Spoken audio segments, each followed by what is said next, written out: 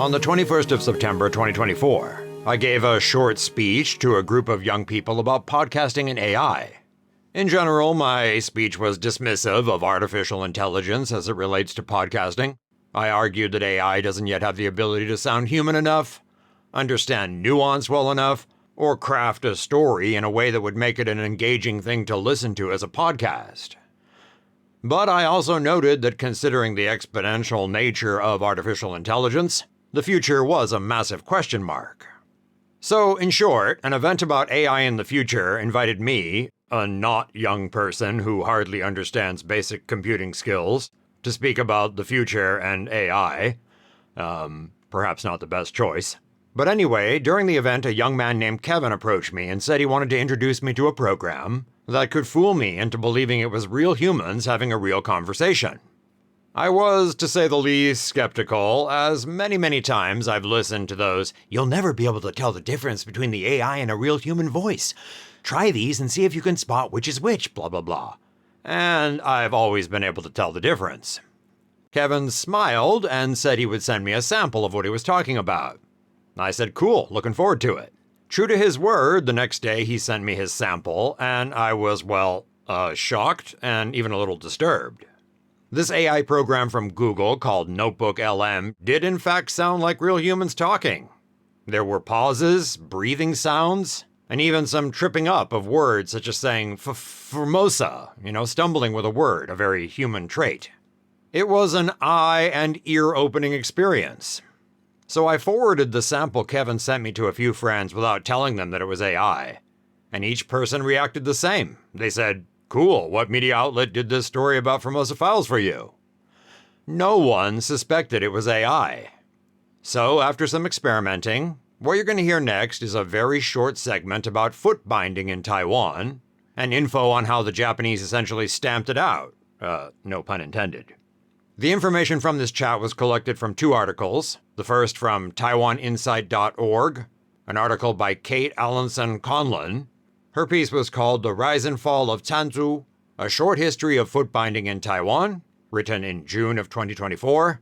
And the second was a 2019 Taipei Times book review of Footbinding as Fashion by John Robert Shepard. The review was written by the Taipei Times' Han Chun. And sorry if I'm mispronouncing your name, Mr. Han. By the way, Han is the guy who does that awesome Taiwan in Time weekly column, which you should definitely read. Taiwan in Time has a Facebook page as well. Anyway, that's the backstory, so take a listen to the next few minutes and see what you think. The Taiwan History Podcast, Formosa Files, is made possible through the generous sponsorship of the Frank C. Chen Foundation. Formosa Files. Could a practice as barbaric as footbinding, ever be considered fashionable? Yeah, that's a good question. That's what we're diving into today. And believe me, the answer is a lot more complicated than a simple yes or no. We're taking a deep dive into the history of footbinding in China and Taiwan. Right. And we're using Kit Allenson-Conlon's research and a fascinating book review of footbinding as fashion to kind of guide us along the way. Yeah, I think what's often overlooked about footbinding is how a practice that's seems so obviously cruel from a modern lens was for centuries so deeply intertwined with cultural norms, even aspirational. Right. So we're going to try to unpack not just the mechanics of footbinding, but also the social and economic and even political forces that allowed it to persist for so long. Yeah, and I think to fully grasp the significance, we kind of need to start with the practice itself. Imagine a world where your shoe size literally dictated your social standing, even your chances of finding love. Wow. Conlon actually describes the 3-inch golden lotus as the ideal, like a tiny pointed foot achieved by deliberately breaking and binding a young girl's foot. Yeah, and this wasn't, like some ancient ritual that's lost to time, right? Right. Surprisingly, footbinding, as we're discussing it, originated among elite courtesans during the Song Dynasty.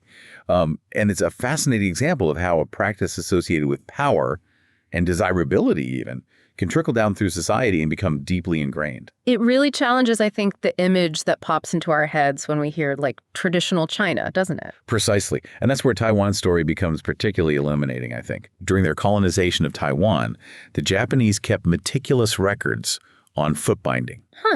And these records offer a unique window into its prevalence and evolution. Records they meticulously kept because they saw the practice as barbaric, right? Right. Talk about a clash of cultures. Absolutely.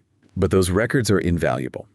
They reveal, for instance, that foot binding in Taiwan was primarily practiced by the Hoklo people, Okay. who had migrated from mainland China. They used it as a way to distinguish themselves from other groups on the island, like the Hakka, who were another Han Chinese subgroup with distinct customs, and the indigenous populations of Taiwan. So for the Hoklo people, it became a marker of identity, Right. as much as anything else. Yeah. It's incredible how a single practice becomes interwoven with so many layers of social meaning. We see fashion, status, marriage prospects. For sure. And Conlon points out how foot binding even served to reinforce traditional Confucian values. That's a crucial point. The very nature of bound feet, which restricted women's movement, played into the Confucian ideal of women confined to the domestic sphere. Right. It's a stark illustration of how cultural practices, even those that seem primarily about beauty or fashion, can be used to maintain social hierarchies. It makes you wonder if it benefited the patriarchal structure, or were there women who embraced it as a way to secure their place or improve their standing within that system?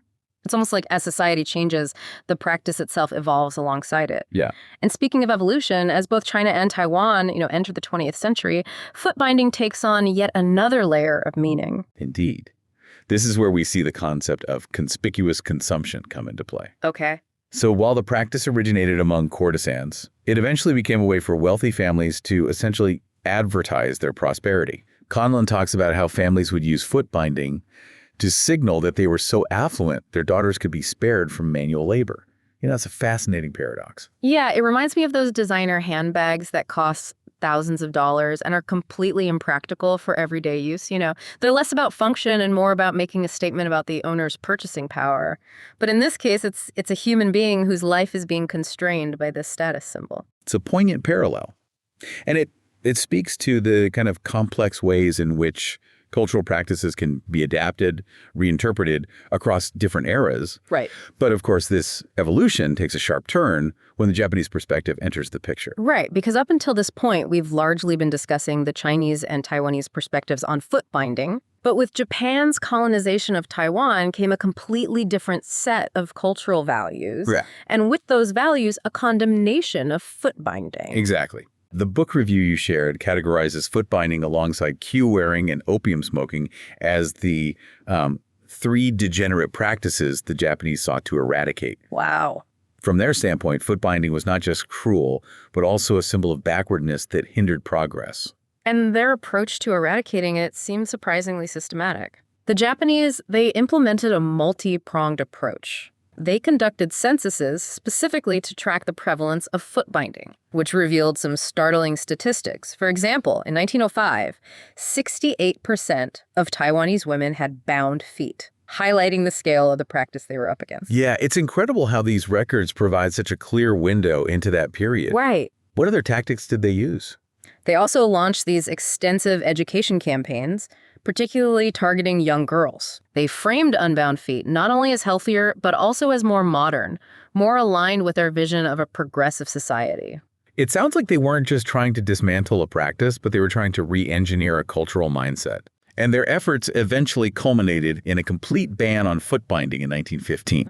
However, as with many large-scale social reforms, their efforts, while well-intentioned, had unintended consequences. Right. One of the unforeseen outcomes was the impact on the labor force. That's an interesting point. I can see how such a dramatic shift would have, ripple effects. Yeah. How did the ban affect the labor force specifically? Well, the kind of sudden availability of women with unbound feet, capable of working in factories and fields, conveniently aligned with Japan's industrial ambitions in Taiwan.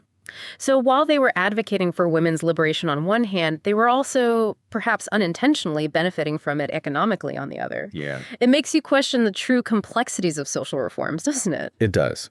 Did the Japanese fully grasp the multifaceted implications of their actions on Taiwanese women? Right. Or were they so focused on their own goals that the nuances of the situation were kind of lost? It's a question worth considering, because for the women themselves, the transition away from foot binding was far from simple. Right. While some aspects were undoubtedly positive, such as increased mobility and a sense of empowerment, we can't overlook the fact that for many, especially older women, unbinding was a traumatic experience. It's hard to imagine, the psychological impact of having a practice so deeply intertwined with your identity suddenly deemed undesirable, even harmful. Imagine having your feet, which had been bound for decades, suddenly unbound. Yeah. The pain was often excruciating. But even beyond the physical discomfort was the emotional toll. Many women felt a profound sense of shame. Yeah. And a disruption to their entire understanding of beauty and social standing. It also makes me think about how these themes of societal pressure, particularly on women's bodies, continue to echo even today, right? You're absolutely right. The Kutu movement in Japan is a prime example of this. For those unfamiliar, could you explain what the Kutu movement is about? Sure. So it's a relatively recent movement that began in Japan, protesting the societal expectation, often enforced in workplaces, for women to wear high heels. Okay.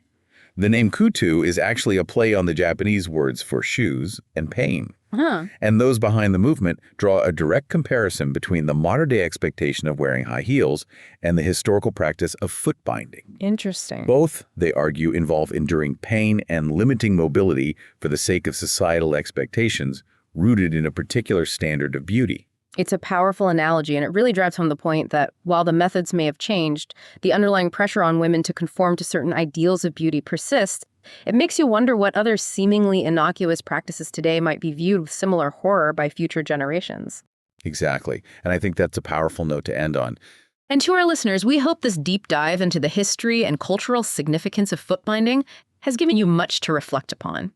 Until next time, keep those minds curious and those feet unbound. Okay, so clearly not everything was perfect. The AI didn't really give you any specific stories, but that's because the info I gave it didn't have any specific stories. Had I given it a large selection of more engaging information, there's no doubt, or very little doubt, their conversation could have been more engaging. And full disclosure, I did do some editing of what that program produced. I cut out some areas with some sounds that didn't really work, and I cut out a couple of responses that sounded a bit cliché. But overall, I spent about 15 minutes editing it, and very little was changed. Considering this was produced by the free version of the AI program, and the entire conversation was based on links you'll find in the show notes, you might agree that we've taken a shocking step forward toward a potential future of AI podcasting, AI radio DJs, AI everything. I've been thinking about it for a few days, and I can think of some potentially exciting benefits from a future world where this kind of thing is possible. But of course, I can see a lot of downsides, including worrying about my own job. So do us a favor and get on social media and let us know what you think about the conversation and what you think about listening to AI presenters. We're very interested to see what you all think. Thanks for listening to Formosa Files and me, a human, Eryk Michael Smith. And two voices that don't have names I'm aware of, or that they're aware of, yet at least. Gulp.